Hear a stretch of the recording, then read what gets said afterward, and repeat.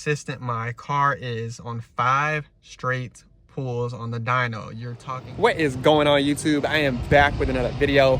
See, I got the beast in the background, man. If you're new to the channel, everything 1320 happens right here. Make sure you hit the subscription, like button, all that good stuff, right? I'm gonna be answering the most common question I get at car meets, drag strip, anything car related. I get this question all the time. What is the first performance mod you did to that car? And for me, it's the same answer no matter what car I've ever had, and that is long tube headers. We're gonna dive into it. We're gonna talk power numbers. I'm gonna bring out some dynos, all that good stuff, man. So make sure you lock in and let's go. So first and foremost, this is my 2020 Dodge Challenger 1320. And the first mod I ever did was long tube headers. Now, there's a few reasons, and I'm gonna talk about it, all right? Biggest reason, now, if you don't know what long tube headers are, it's actually kind of hard to see it on this car, but hopefully you can see that right there, all right? I have Cook's long tube headers on my 1320. If you don't know what a 1320 is, well, if you don't know what a 1320 is, Google it. But if you don't know what long tube headers are, it basically allows the engine to breathe a lot better. But we're gonna discuss that, close the hood, hop in the car.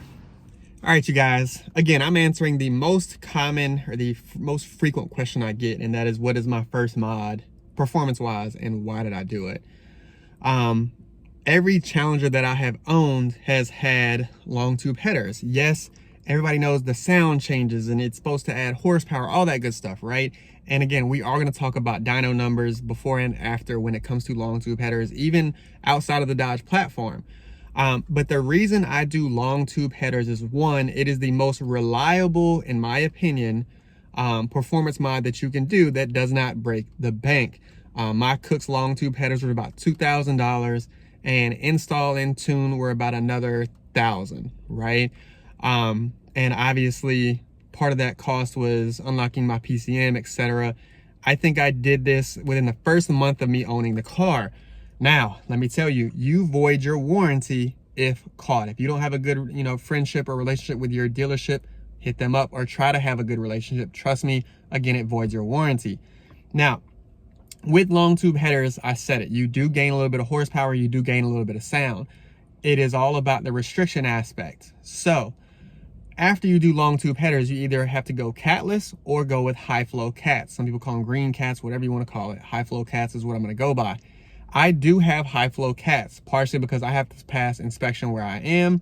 And then catless, I did not like the smell on a previous car, right? It just was not for me. So let's start this way. One, we're going to talk about baseline numbers in your Scatpack, no matter if it's a 1320, 392, SRT 392, don't want to hear it. I have seen over 20 to 40 different graphs of 392s. You're looking at a to-the-wheel horsepower anywhere between 405 to 420 to the wheels, right? You do not have 485 horsepower to the wheels, right? Hopefully you guys know that is to the crank, etc. All of that good stuff, right? So you're looking at anywhere between 404 to 420 on average. I've also seen some that are 380 to 390 to the wheels, believe it or not. So it kind of all depends on the age of the car, and it can depend on the dyno. But that is on average what I see, kind of those numbers in between. And of course, DA, how hot it is, all that good stuff, right? Especially on a dyno that doesn't have a lot of wind or anything like that. So let's go this way, right? I have my personal dyno sheets, okay?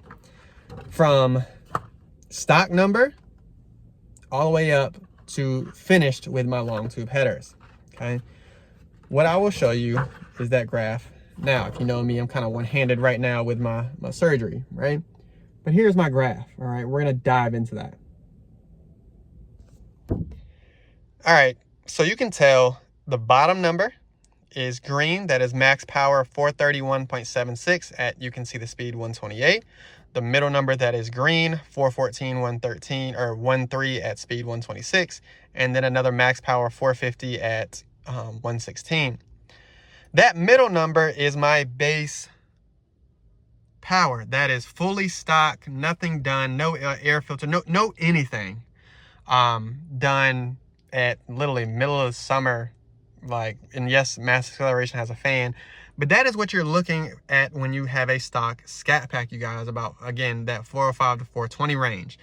Then you see two separate numbers up here.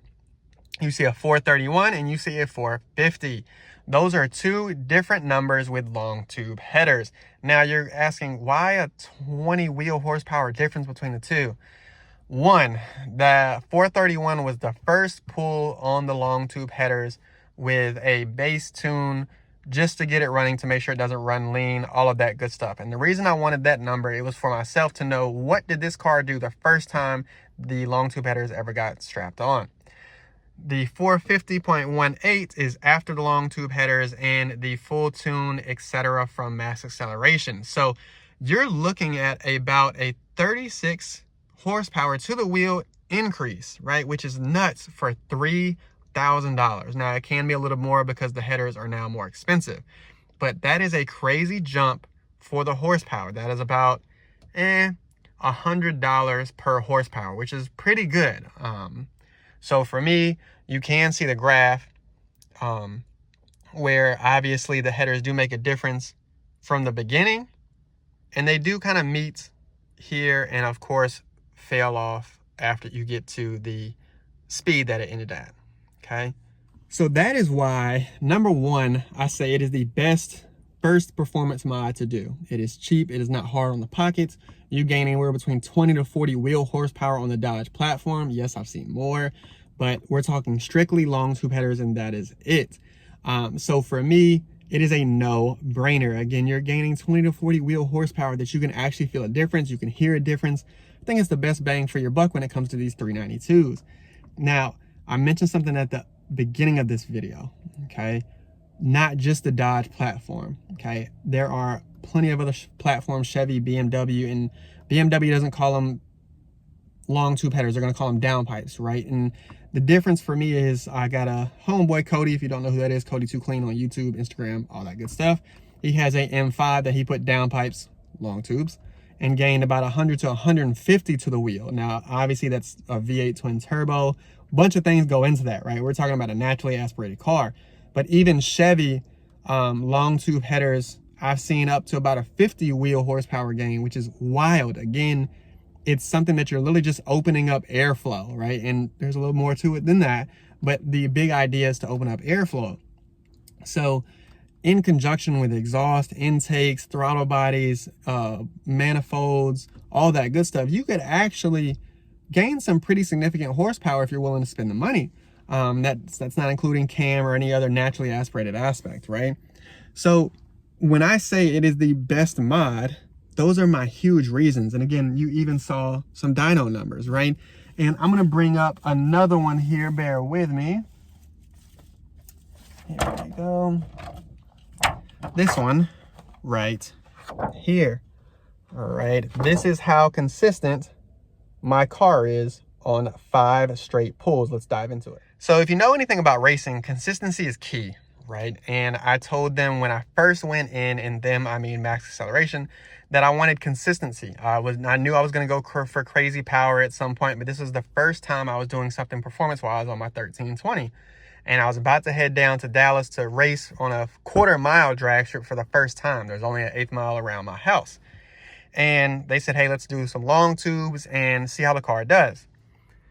Here is how consistent my car is on 5 straight pulls on the dyno. You're talking a plus or minus of not even 3, right? You're talking 447 to 450 to the wheel with just long tubes, man. And for me, again, $3,000 for 20 to 40 horsepower, you cannot beat on these cars. And did I mention it sounds amazing?